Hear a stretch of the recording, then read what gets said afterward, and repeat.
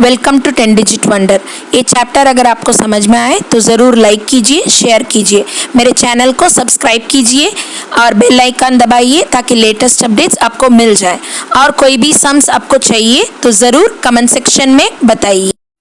आज class 10 chapter 1 Euclid विभाजन प्रमेयिका के बारे में देखेंगे। शुरू करेंगे मैथ्स का क्लासेस। आज हमने यूक्लिड विभाजन प्रमेयिका के बारे में देखेंगे। यूक्लिड विभाजन प्रमेयिका क्या है? दो धनात्मक पूर्णांक a तथा b दिए रहने पर एक अद्वितीय पूर्ण संख्या r और q विद्यमान है कि a is equal to b q plus r तथा 0 less than r equal to r less than b। अब इसमें आप लोग पढ़ते साथ सोचेंगे कि क्या है ये बी आर क्यू संख्याएं, तो अभी उसका पूरा डिटेल में मैं बताऊंगी। अभी इसमें देखो, दो धनात्मक पूर्णांक। पूर्णांक मतलब क्या होता है? सभी संख्याएं जो धनात्मक भी होते हैं, ऋणात्मक भी होते हैं, शून्य भी होते हैं। और पूर्ण संख्या कौन से होते हैं? 0 से लेकर सभी संख्याएं पूर्ण संख्याएं होते हैं। अब हम लोग को a, b, r तथा q इन सभी संख्याओं के बारे में जानकारी चाहिए। उसके लिए पहले एक उदाहरण देखिएगा। हम लोग को 25 को 3 से विभाजित करना। किससे? 3 से विभाजित करना। तो कैसे करते हैं हम लोग? 25 3 है ना, तो 8 तिया 24। कितना शेषफल हो रहा है? 1। तो इसमें आप लोग तो जानते ही हैं, ये क्या है? भाज्य। ये क्या है? भाजक। 8 क्या है? भागफल। 1 क्या है? शेषफल। ये हमेशा छोटे क्लास से ही आप लोग पढ़ते हुए आ रहे है ना। तो इसको हम लोग लिखते हैं कि भाज्य इक्वल टू भाजक गुना भागफल प्लस शेषफल लिखते हैं। इसमें देखो, भाजक कितना है? 3। भागफल कितना है? 8। शेषफल कितना है? 1। हो रहा है? तो 8 तिया 24 प्लस 1 25। तुम्हारा भाज्य कितना है? 25। तो हमें ये छोटे क्लास से ही मालूम है कि भाज्य इज इक्वल टू भाजक गुना भागफल प्लस शेषफल। इसी को आप लोग यहाँ कंपेयर करो यूक्लिड विभाजन प्रमेयिका में। यूक्लिड ने यही बताए हैं। ए क्या होता है? भाज्य। बी क्या होता है? भाजक। क्यू क्या होता है? भागफल। और आर क्या होता है? शेषफल। अब आप लोगों को समझ में आ रहा है? बहुत सिंपल है। a is equal to b q plus r, जहां a तथा b दोनों पूर्णांक है और q तथा r दोनों पूर्ण संख्याएं हैं। तो ये सभी कहां से मिलेगा? जब एक संख्या को दूसरी संख्या से भाग देने पर हमें भाज्य, भाजक, भागफल तथा शेषफल मिलेगी। तो भाज्य इज इक्वल टू भाजक गुना भागफल प्लस शेषफल। सेम है, a is equal to b q plus r. अब ये समझ में आ गया। अब यहां देखिए, और एक पॉइंट दिया है, 0 less than r equal to r less than b. इसका मतलब क्या होता है? आर क्या है अभी हम लोग जानते हैं। क्या आर?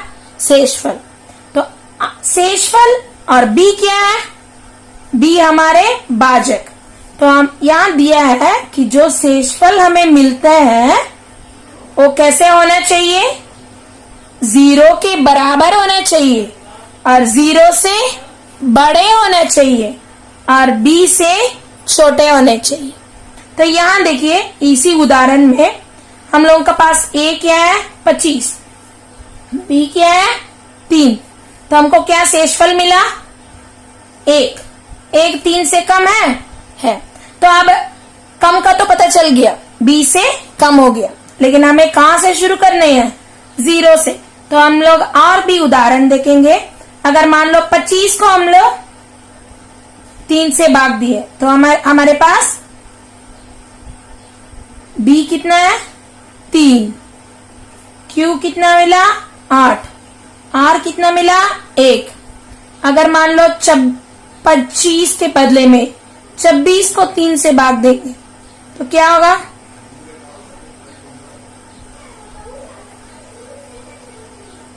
फिर वही 8 तिया 24, शेषफल कितना मिल रही है 2।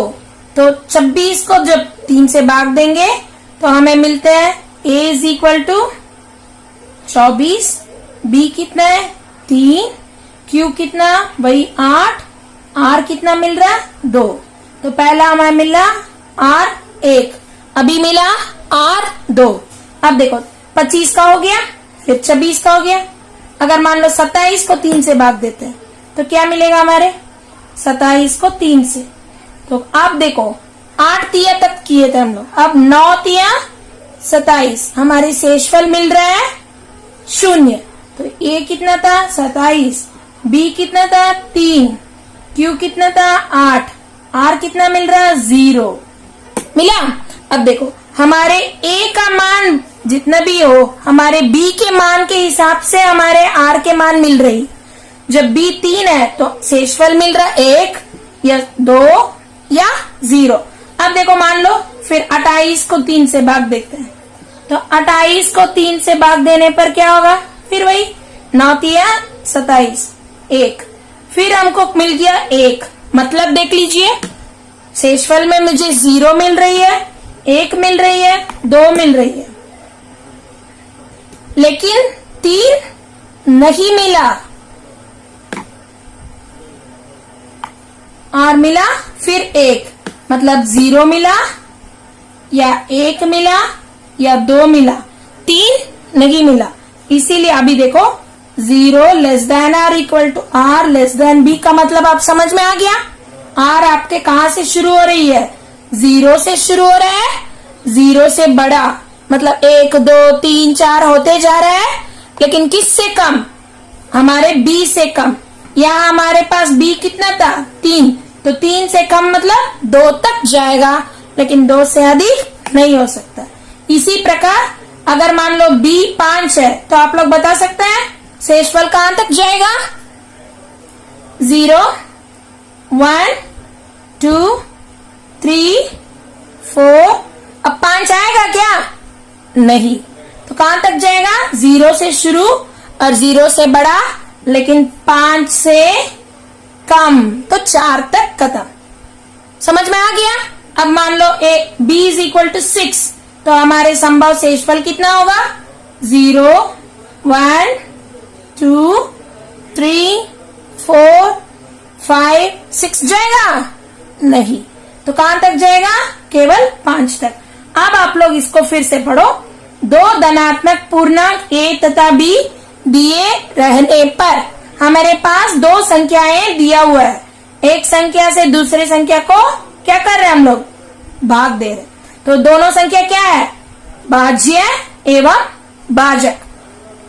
अद्वितीय पूर्ण संख्याएं, अद्वितीय मतलब क्या होता है एक ही है, यूनिक। जैसे हमारे 9B की बच्चे यूनिक है, हल्ला करने में भी पढ़ाई में भी किसी के साथ उनको कंपेयर नहीं कर सकते। वैसे अद्वितीय, अद्वितीय मतलब वो एक ही मिलेगा, एक से ज्यादा नहीं हो सकता। कौन सा एक से ज्यादा, तो अब आपको एक भागफल मिलेगा Q और एक शेषफल मिलेगा R। कैसे A is equal to b q plus are.